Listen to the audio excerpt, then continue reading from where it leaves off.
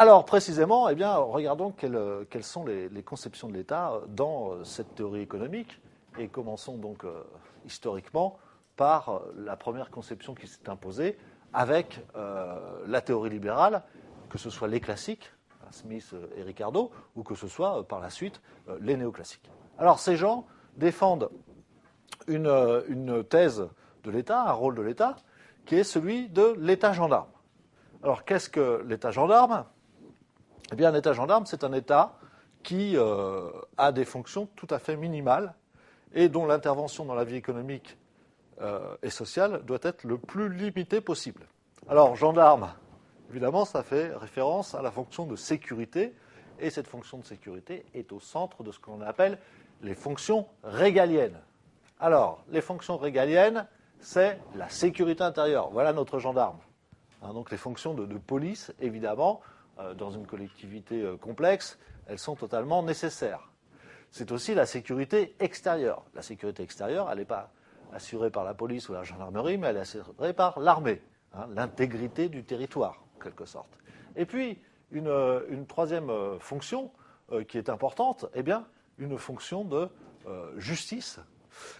Et cette fonction de justice, là, elle va avoir effectivement un impact important sur la vie économique et sociale, puisque la justice doit assurer la protection de la propriété, donc la protection des biens, évidemment la protection des personnes, mais aussi doit assurer le bon fonctionnement de la concurrence entre les entreprises, parce qu'il va y avoir un droit de la concurrence, et aussi il doit assurer la garantie des contrats. Alors là, on le voit, l'aspect légal, donc la justice, c'est aussi fonder les règles de droit pour pouvoir ensuite les faire respecter. On le voit, ces règles de droit, elles sont totalement centrales dans le fonctionnement d'un système économique, puisque sans règles de droit, évidemment, il ne peut pas y avoir, enfin respecté, il ne peut pas y avoir d'acte économique prévisible et permanent. Si personne n'est en charge du bon respect des contrats commerciaux, personne ne va honorer sa parole qui est engagée dans un contrat commercial. Donc c'est quelque chose d'absolument nécessaire qu'il y ait une institution au-dessus de la mêlée qui soit en capacité de faire respecter ces règles de droit. Donc on le voit chez nos libéraux, eh bien, une intervention qui est vraiment totalement minimale de l'État, au niveau de l'État. Alors, Smith est une bonne illustration de cette théorie minimale. Donc, qu'est-ce qu'il voit Smith comme rôle particulier à l'État ? Les fonctions régaliennes dont nous vous avons parlé. Il voit aussi un rôle un peu plus développé que ce que je viens de vous présenter, à travers la mise en place des infrastructures de transport.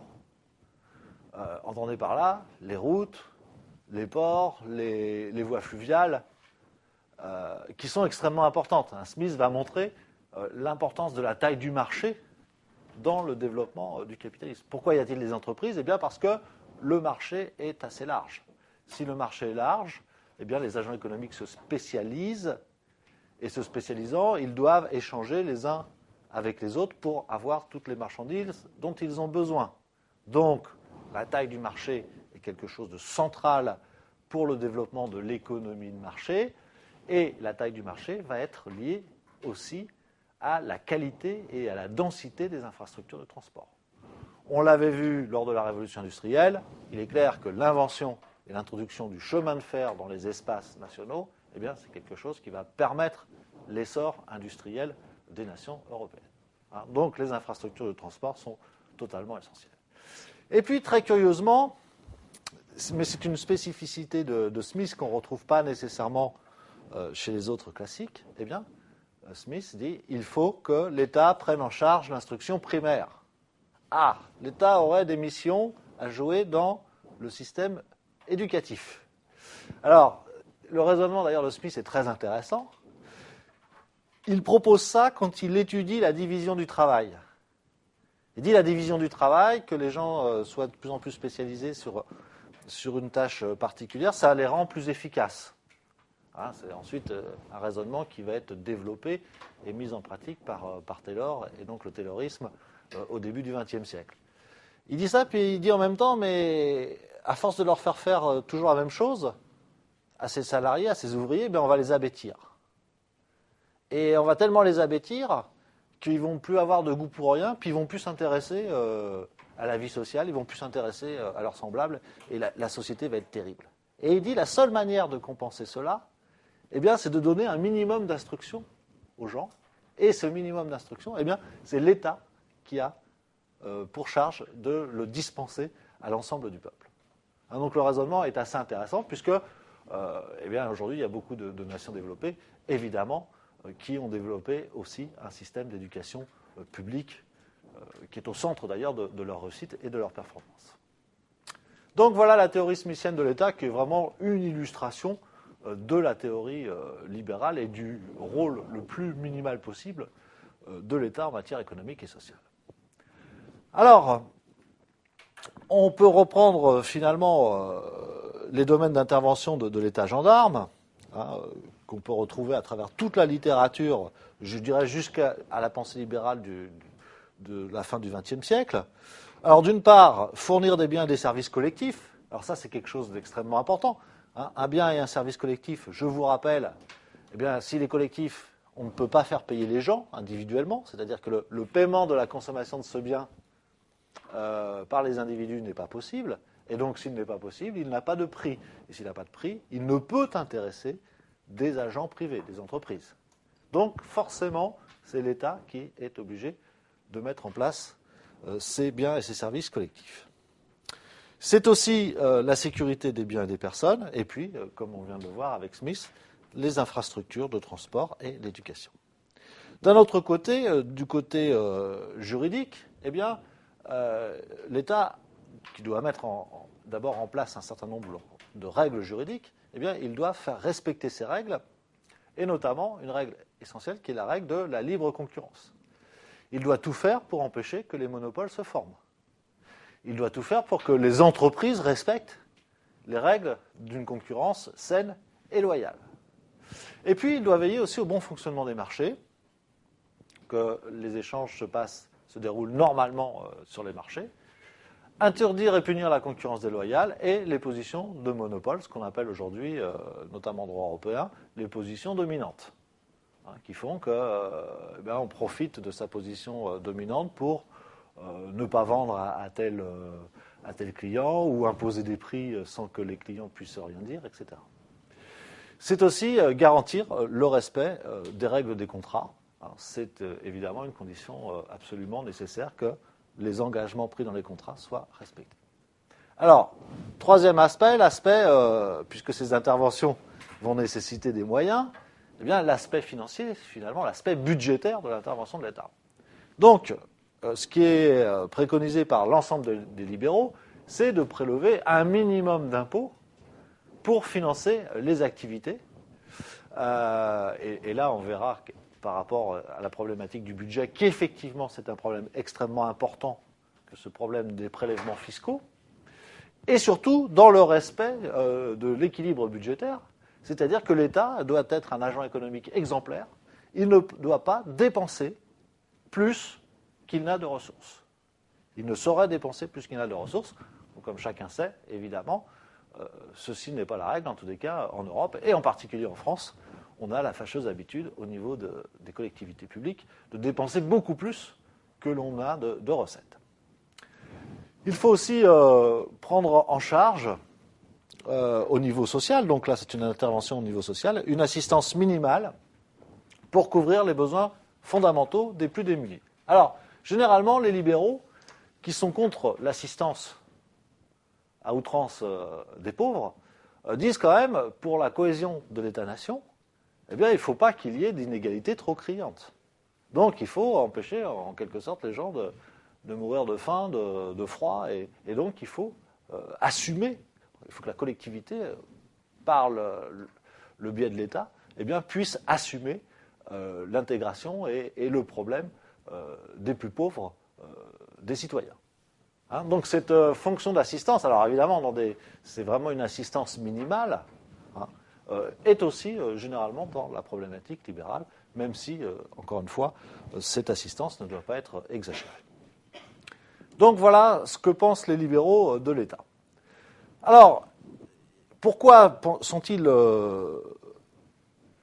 vraiment très, très réservés dans les interventions de l'État? Enfin, en tous les cas, ils ne veulent absolument pas que l'État devienne trop interventionniste. Eh bien, parce qu'ils trouvent qu'il y a énormément d'effets négatifs à ces interventions.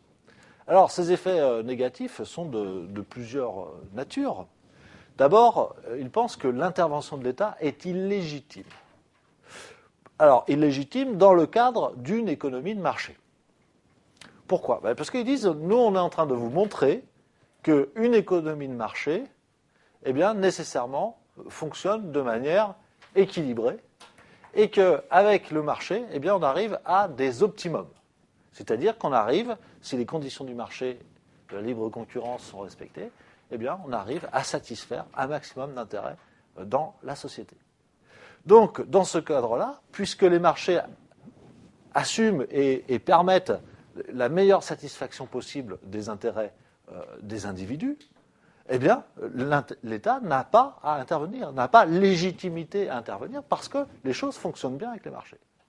Et c'est même plutôt parce que l'État va intervenir que les marchés ne vont plus fonctionner.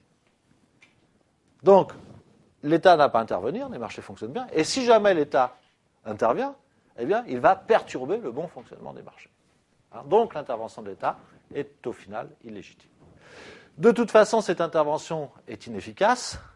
Pourquoi? Parce que, disent-ils, toute politique économique, quelle qu'elle soit, eh bien, va nuire effectivement aux équilibres naturels et spontanés du marché. Il y a cette croyance chez les libéraux que les mécanismes du marché sont conformes à une sorte d'ordre naturel, conforme à l'ordre de la nature, et que si on les perturbe, eh bien, c'est la catastrophe. Donc l'intervention de l'État ne peut que provoquer de l'instabilité économique. Donc pour ces deux raisons, inefficacité et illégitimité, eh bien, la pensée libérale pense que l'État doit se contenter d'interventions minimales dans la vie économique et sociale.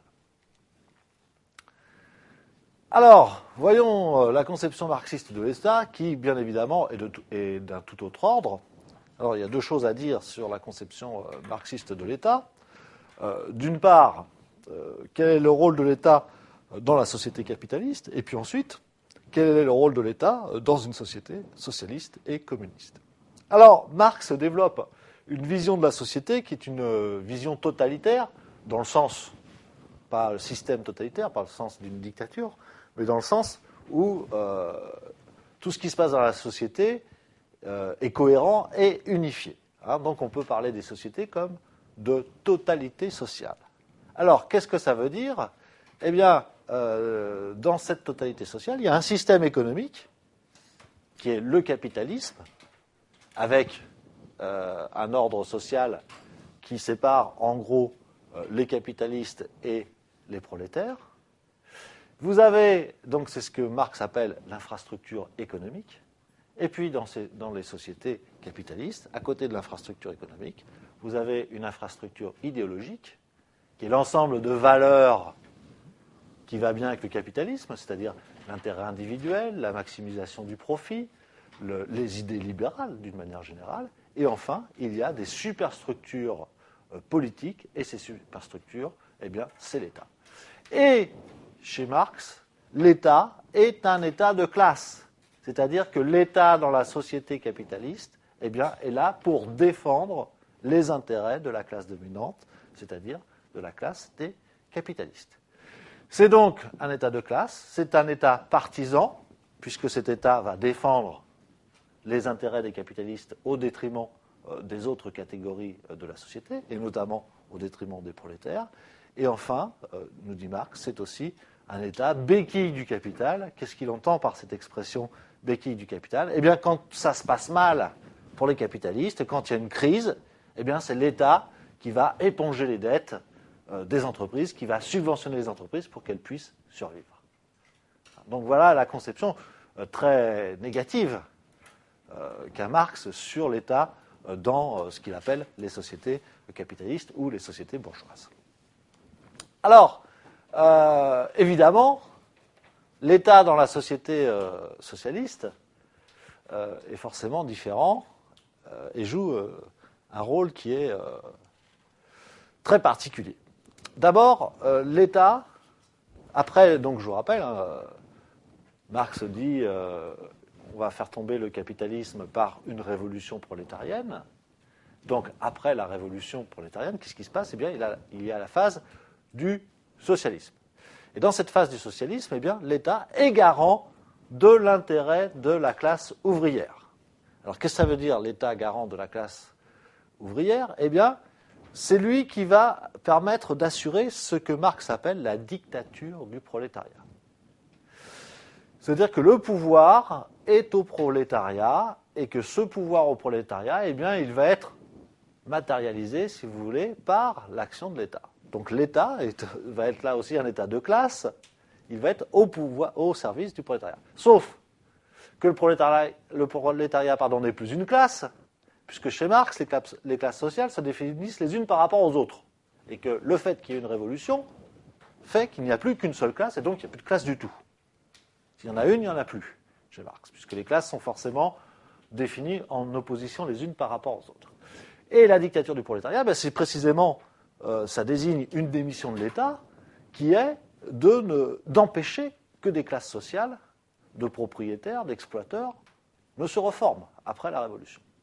Donc l'État joue un rôle fondamental dans la période socialiste.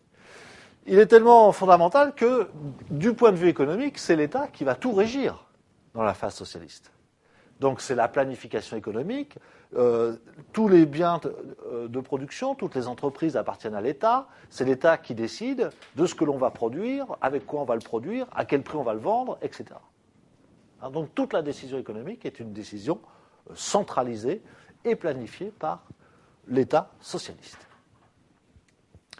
Et puis, derrière cela, eh bien, il y a normalement une autre phase qui va suivre la phase du socialisme, c'est la phase du communisme. Donc c'est une phase qui est avancée par la théorie, mais que l'histoire de l'humanité n'a encore jamais connue, à quelque endroit que ce soit. Et donc dans cette phase communiste, eh bien, où les hommes sont très conscients, donc il n'y a plus besoin d'une autorité supérieure pour veiller aux intérêts de chacun. Donc les hommes sont très conscients, vivent tous selon leurs besoins, c'est la définition qu'en donne Marx, et donc eh bien, là l'État n'est plus nécessaire, il n'a plus à veiller sur quoi que ce soit. Et donc c'est la thèse du dépérissement de l'État dans la société communiste, c'est-à-dire que petit à petit, eh bien, l'État va s'effacer, et en quelque sorte on peut penser que les hommes vont s'autogérer. Donc on le voit, chez Marx, l'État joue un rôle très particulier, à la fois dans la société capitaliste, et puis dans la société socialiste et communiste qui doivent succéder à la société capitaliste.